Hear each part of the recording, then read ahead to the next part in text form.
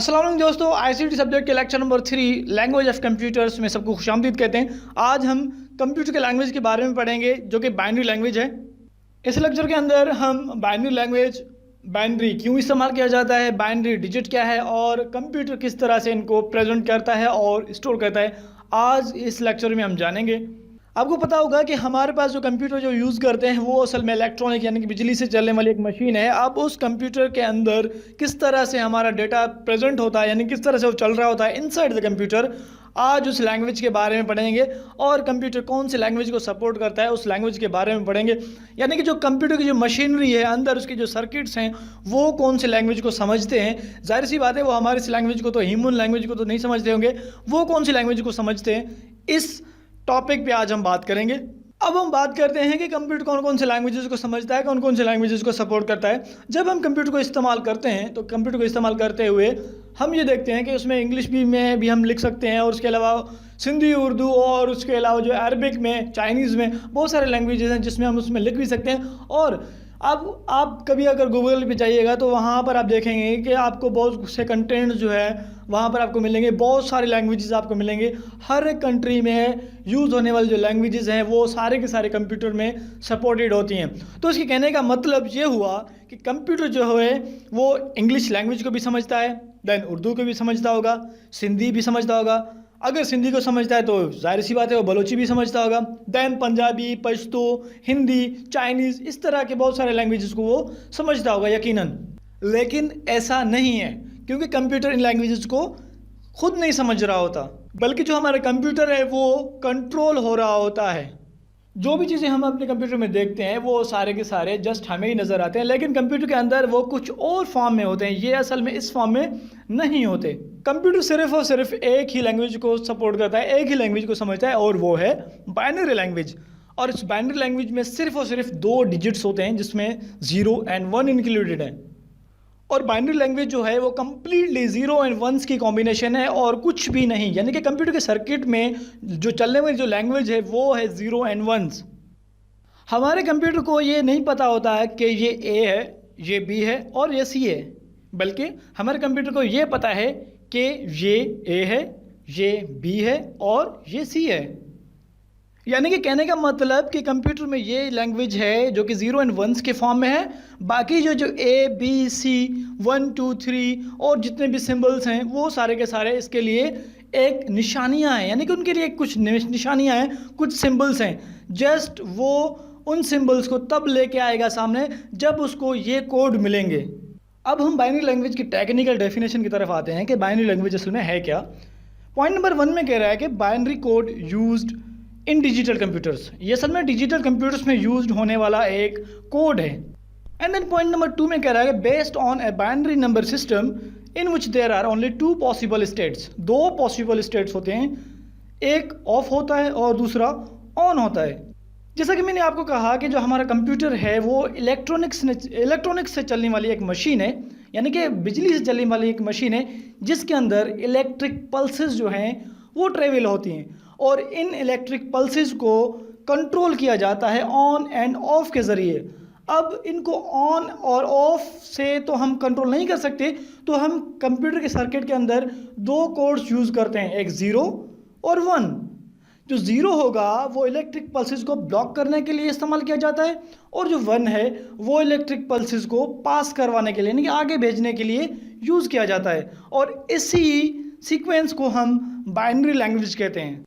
जैसा कि मैंने कहा कि इलेक्ट्रिक पल्सेस को कंट्रोल करने के लिए 2 स्टेट्स का यूज़ किया जाता है, ऑन एंड ऑफ। अब जो 0 है और 1 है हमारे पास, 0 जो है वो ऑफ को जो है रिप्रेजेंट करेगा और जो 1 है वो ऑन को रिप्रेजेंट करेगा। अब आगे का जो मामला है उसको समझाने के लिए मैं आपको एक और डेफिनेशन की तरफ लेके जा रहा हूँ जहाँ से आपको पता चलेगा कि असल मामला क्या है। एक छोटी सी डेफिनेशन है, इस डेफिनेशन को पढ़ते हैं। कह रहा है कि a device called a clock, एक डिवाइस है जिसको हम क्लॉक कहते हैं, सेंड्स आउट रेगुलर पल्सेस। ये क्या करेगा, ये हर वक्त पल्सेस को भेजता रहेगा, ये क्लॉक का काम होगा। And components such as transistors switch on 1 और ऑफ ऑन 0। कुछ कंपोनेंट्स होते हैं जिनको ट्रांजिस्टर कहते हैं। और वो जो ट्रांजिस्टर्स हैं वो एक स्विच की तरह काम करते हैं। जिस तरह से हमारे पास बोर्ड के अंदर एक बटन लगा हुआ होता है, बटन को अगर हम ऑन करते हैं तो फैन या बल्ब जो है वो जलने लगता है, अदरवाइज अगर हम इसको ऑफ करते हैं तो वो आगे जो है वो करंट्स को, यानी कि जो भी हमारे पास इलेक्ट्रिक पल्सेस हैं या इलेक्ट्रिसिटी है उसको पास होने नहीं देता। तो यहाँ पर कंप्यूटर में भी ट्रांजिस्टर्स का काम ये होगा कि वो क्या करेंगे कि एक स्विच का काम करेंगे। जब उनको ज़ीरो मिलेगा तो वो ब्लॉक कर देंगे, और अगर उनको 1 मिलेगा तो वो पास कर देंगे आगे इलेक्ट्रिक पल्सेस को। ये जो तस्वीर आप साइड में देख रहे हैं ये मुख्तलिफ़ किस्म के ट्रांजिस्टर्स हैं। इन ट्रांजिस्टर्स का अलग अलग से काम होता है और यही ट्रांजिस्टर्स कंप्यूटर के सर्किट में भी यूज़ किए जाते हैं। अब जैसे कि मैंने कहा कि अगर कोड 0 होगा तो पल्सेस को ब्लॉक किया जाएगा, यानी कि सिग्नल आपका नीचे आएगा, और उसके बाद अगर सिग्नल जो है 1 है, यानी कि कोड जो 1 है, तो क्या होगा, इलेक्ट्रिक पल्सेस को आगे जाने दिया जाएगा और वहाँ पर सिग्नल आपका अप होगा। अब यहाँ तक भी अगर आप नहीं समझे तो हम आगे की वाली जो स्लाइड है उस पर जाते हैं और वहाँ पर हमें क्लियर होगा कि असल में ये जो इलेक्ट्रिक पल्सेस हैं वो किस तरह से बनती हैं।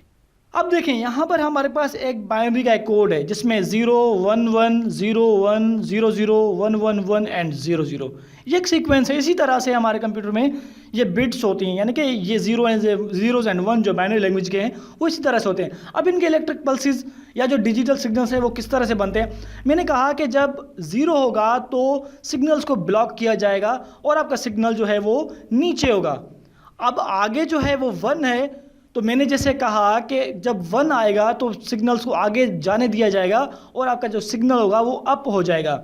इस तरह से ये ऊपर हो जाएगा सिग्नल। अब आगे फिर से 0 है तो सिग्नल नीचे, देन 1 है, देन ये ऊपर होगा, और उसके बाद अब 2 टाइम्स 0 है तो क्या होगा, ये 2 टाइम्स ये ट्रेवल करेगा आगे, देन 3 टाइम्स ट्रेवल करेगा क्योंकि आगे 1 है, यानी कि आपका सिग्नल जो है वो अप है, देन 2 टाइम्स 0 है तो सिग्नल नीचे। तो इसी तरह से आपके डिजिटल सिग्नल्स इसी तरह से ही बनते हैं और इसी तरह से ये काम करते हैं, और इसी तरह से इलेक्ट्रिक पल्सेस को कंप्यूटर के सर्किट में जो है वो कंट्रोल किया जाता है। अब आपको मज़ीद क्लियर करने के लिए यहाँ पर एक छोटी सी टेक्निकल डेफिनेशन है, इसको पढ़ लेते हैं। A binary code signal is a series of electric pulses that represent numbers, characters and operations to be performed. जो कंप्यूटर के अंदर हम जो तस्वीरें देखते हैं, जो नंबर्स देखते हैं, जो अल्फ़ाबेट्स देखते हैं या कोई भी टास्क परफॉर्म करते हैं, वो सब के सब बाइनरी के कोड्स होते हैं। एक कंप्लीट सीरीज़ होती है जो कि इलेक्ट्रिक पल्सेस को कंट्रोल करते हैं, और वही इलेक्ट्रिक पल्सेस के थ्रू ही कंप्यूटर का जो सर्किट है वो समझता है कि अब मुझे क्या परफॉर्म करना है।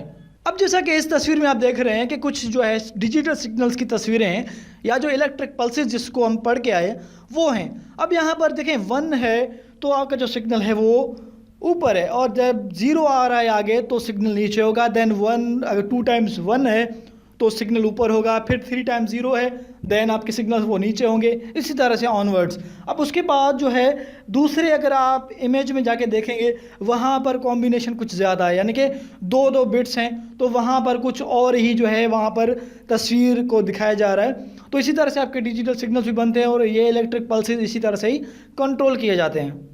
जब हम आपस में बातें कर रहे होते हैं तो हमारे जो सिग्नल्स होते हैं वो एनालॉग फॉर्म में होते हैं, यानी कि वेव्स की फॉर्म में। लेकिन जब हम माइक पे बात करते हैं तो हमारे मुंह से लेकर माइक तक जब ये वॉइस ट्रेवल करेगा तो वो एनालॉग सिग्नल्स होंगे, देन जब ये माइक के अंदर इंटर होंगे तब ये डिजिटाइज फॉर्म में चले जाएंगे, यानी कि डिजिटल फॉर्म में 0 एंड 1 की फॉर्म में ये कन्वर्ट हो जाते हैं। चाहे आप मोबाइल में इस्तेमाल करें, चाहे आप कंप्यूटर पे इस्तेमाल करें, कंप्यूटर है इलेक्ट्रॉनिक डिवाइस यूज़ करें जहाँ पर आपके वॉइस को डिजिटाइज किया जाए, वहाँ पर आपका जो भी यानी कि आप जो भी बोलेंगे वो कम्प्लीटली डिजिटल फॉर्म में कन्वर्ट किया जाएगा। अब बाकी बातें तो क्लियर हो गई, लेकिन अब यहाँ पर एक और मसला है कि हम जो डेटा सेव करते हैं हार्ड डिस्क, USB या किसी भी डिवाइस के अंदर, तो वो किस तरह से सेव होते हैं, वो भी 0 एंड 1 की फॉर्म में ही सेव होते हैं। अब वो किस तरह से होगा, अब इस क्लिप को आप देखें।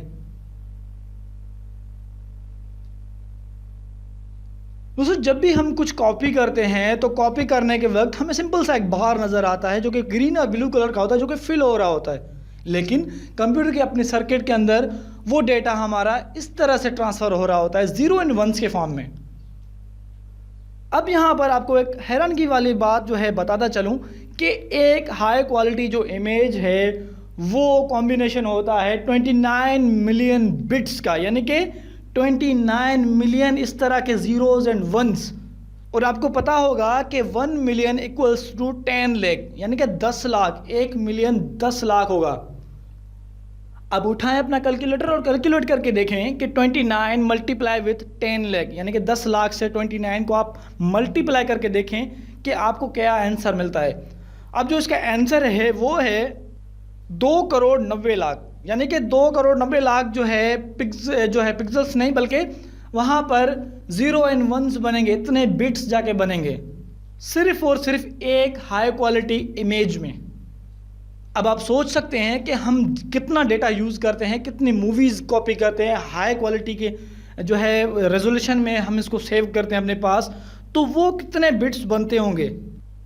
अब जो हमारे इमेजेस हैं वो कंप्यूटर के इनसाइड इस तरह से 0 एंड 1s के फॉर्म में होते हैं। अगर हम एक हाई क्वालिटी इमेज सेव करते हैं वो इतने बिट्स यानी कि इतने 0 एंड 1s के फॉर्म में जाकर मेमोरी के अंदर सेव होता है।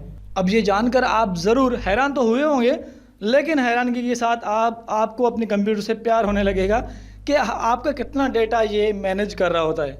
तो दोस्तों, इस तरह से ये कंप्लीट बाइनरी लैंग्वेज का किस्सा है और ये यहाँ पर इख्तिताम पे पहुँचा। मज़ीद अगर इसके डिटेल में हम जाएंगे तो ये बहुत बड़ा जो है टॉपिक है, इस पे बहुत सारी हम बातें कर सकते हैं, लेकिन इस लेवल तक इतना ही। तो दोस्तों, आज का हमारा लेक्चर यहाँ पर पूरा हुआ। इस लेक्चर से मुतालिक अगर आपको कोई भी सवाल है तो आप कमेंट बॉक्स में पूछ सकते हैं, या फिर इस दिए गए ईमेल एड्रेस पर आप हमें ईमेल करके कुछ भी सजेस्ट कर सकते हैं। दोस्तों, अगर आपने हमारा चैनल अभी तक सब्सक्राइब नहीं किया तो सब्सक्राइब बटन पर क्लिक करें और बेल आइकन को प्रेस करें ताकि हमारे वीडियोस आप तक आसानी से पहुंच सकें।